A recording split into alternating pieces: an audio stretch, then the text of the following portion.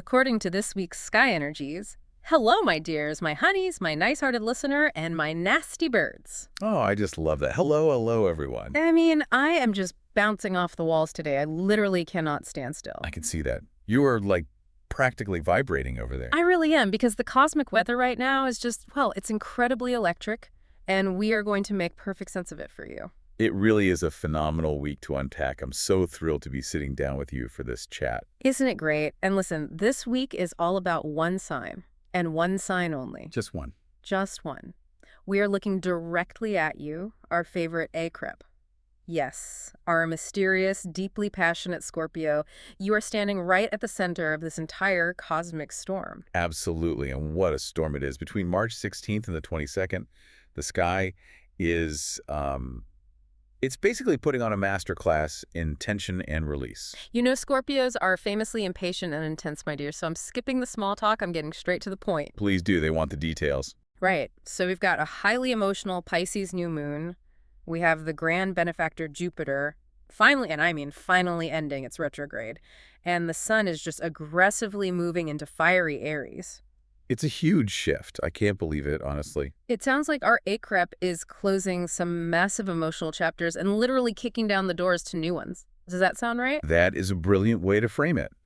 The overarching theme for you this week, my dear Scorpio, is managing those intense, energetic reserves of yours. Okay, let's start with that Pisces new moon, because that's happening on Thursday the 19th, right? Yes, exactly. And this isn't just, your average everyday lunar cycle. This new moon is sitting at exactly 28 degrees of Pisces. Oh, 28 degrees. Stop right there, because we need to explain the mechanics of that for our honeys. Go for it.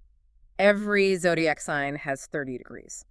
So if a planet or a moon is sitting way up at 28 degrees, it's basically hovering right at the exit door, right? Exactly. In astrology, those very late degrees, specifically 28 and 29, they're called anaretic degrees. Anaretic. Okay, what does that actually feel like? Well, think of it like the absolute final exhausting minute of a really high-stakes football game. Oh, wow. Yeah, the energy is at its absolute maximum saturation. It's like the final teardrop squeezing out of the Pisces sponge. A teardrop out of a sponge. I love that imagery. Right. And for you, as a fellow water sign, this means you are hitting the absolute karmic end of an emotional era. Something major in your internal world is finally completing. And because Pisces is such a watery, empathetic sign, I'm guessing this culmination is going to pull our usually very private Akreps completely out of their shell. Oh, absolutely. You are going to find yourself being highly, highly social this week. Really? A social Scorpio? I know, but it's not in a superficial way. You're going to be acting as the ultimate emotional problem solver. Okay. That makes sense. They love a deep psychological crisis. They really do. You'll be running left and right to answer SOS calls from friends who are just falling apart. Oh my goodness. And because of this nostalgic closing energy of the new moon, you might even find yourself suddenly bumping into old primary school friends on the street. Wait, really? Just out of nowhere? Just out of nowhere. The universe is literally putting people from your past and present directly in your path because they desperately need your profound intuitive help. Okay, wait, let me challenge that for a second.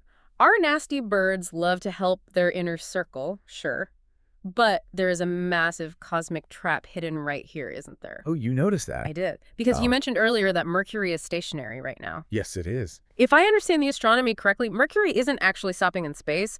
It's an optical illusion from Earth, right? Like when you pass a slower train on the tracks and for a second the other train looks like it's completely frozen. That is the perfect analogy. Yeah. Absolutely perfect. Yes, Mercury is preparing to end its retrograde on the 22nd. Okay. So for this entire week, from our perspective down here on Earth, the planet of communication, logic, and travel appears completely frozen in the sky.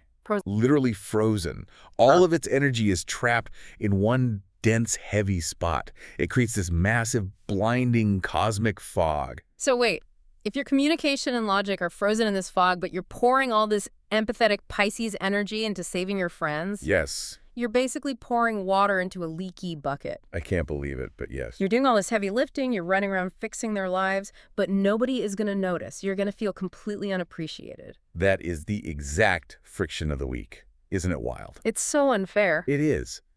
The sources are screaming that there is a huge, I did this for you and you didn't even see it, energy surrounding you right now.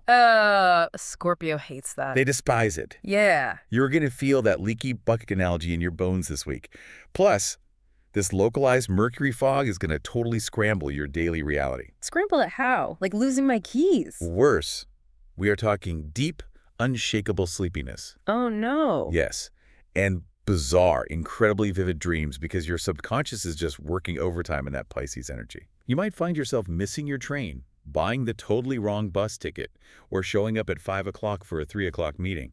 Oh, that sounds incredibly frustrating for a sign that likes to be in total control. Oh boy. If I'm an ACREP listening to this, I'm thinking, how do I navigate wanting to be a good friend, feeling totally invisible, and potentially standing on the wrong train platform? Well, the secret here is surrender. Surrender. For a Scorpio. Good luck with that. I know that is a tough word for an ACREP, but the 28-degree new moon absolutely demands it.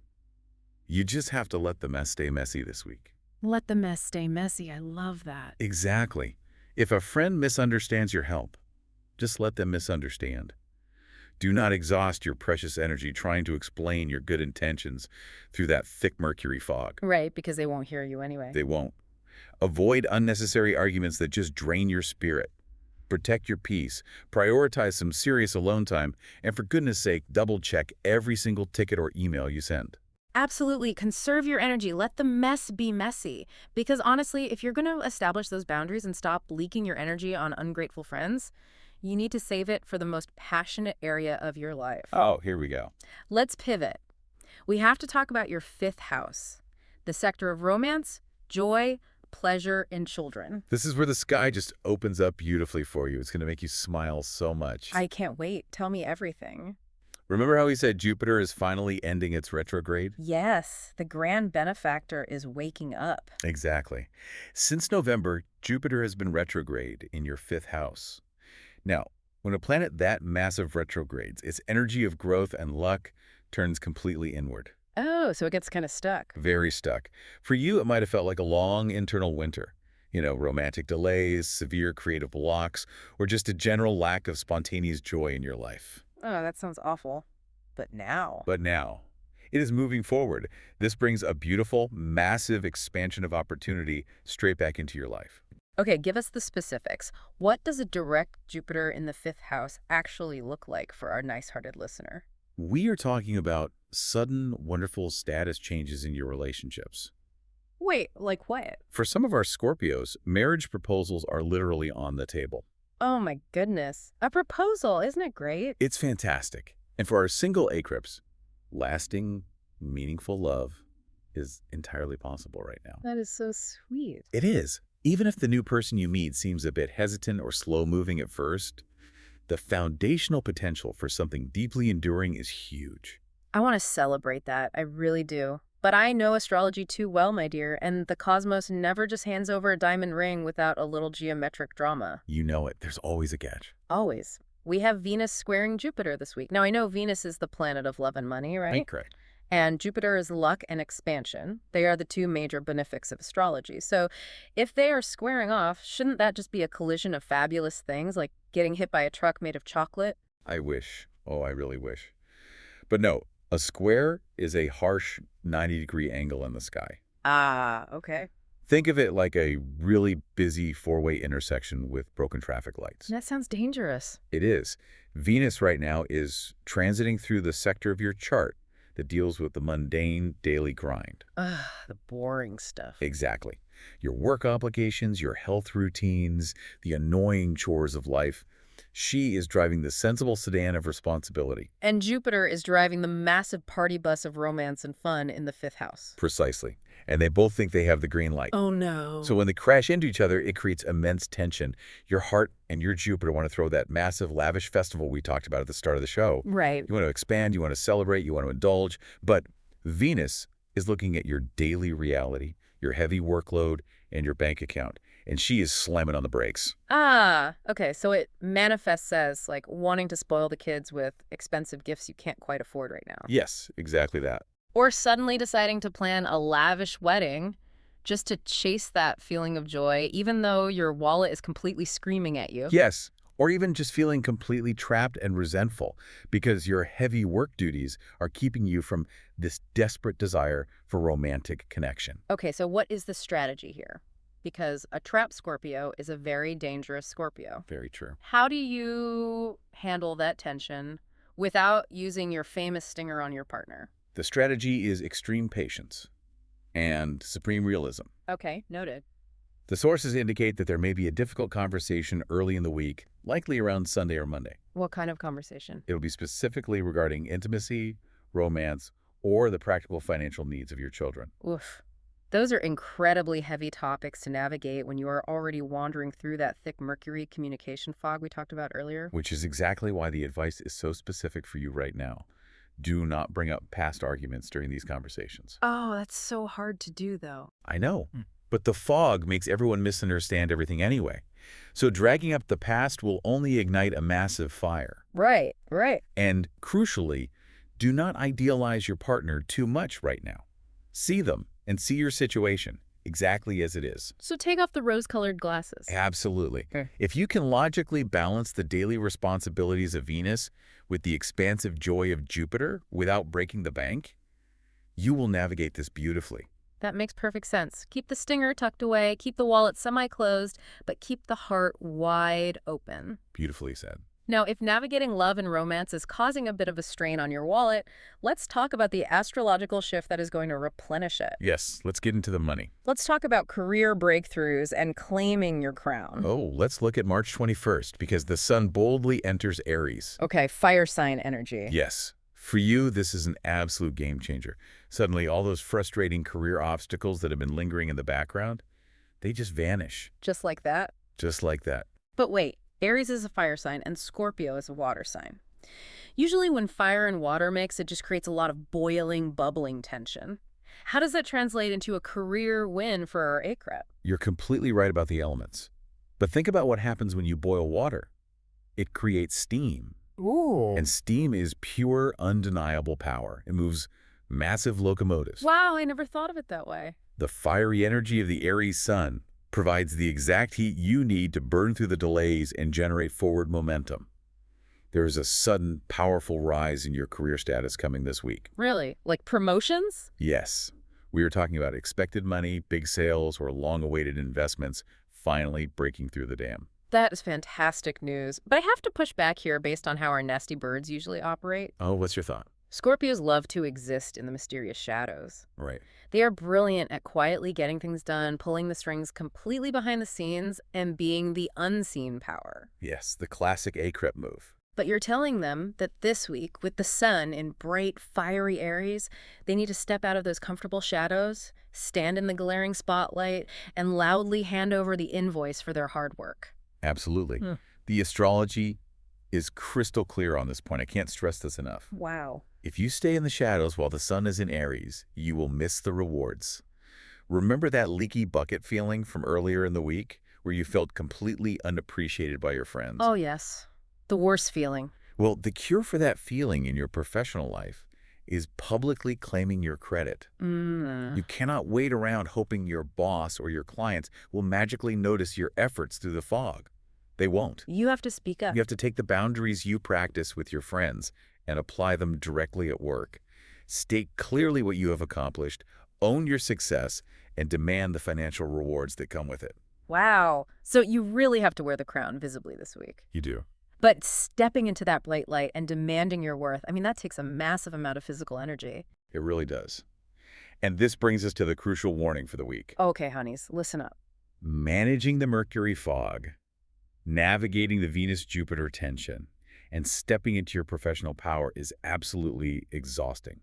You must fiercely protect your physical body because the body always keeps the score. It totally does. The stress of a sudden transition could really cause physical flare-ups. That makes so much sense. When an ACREP is stressed, the internal pressure has to vent somewhere.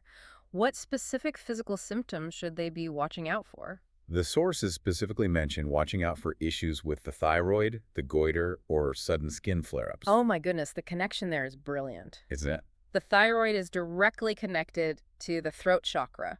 It's all about speaking your truth. If you don't speak up at work and claim your credit, that suppressed energy just hits your throat. Exactly. And the skin is the literal physical boundary of your body. If you're letting people cross your boundaries, your skin is going to react. That is exactly the mechanism at play. Yeah. Absolutely. And it's especially important this week because the Bayram holiday is approaching. Oh, the holiday. Yes. This is a beautiful time of celebration, of course, but it also means family gatherings. Ah, yes.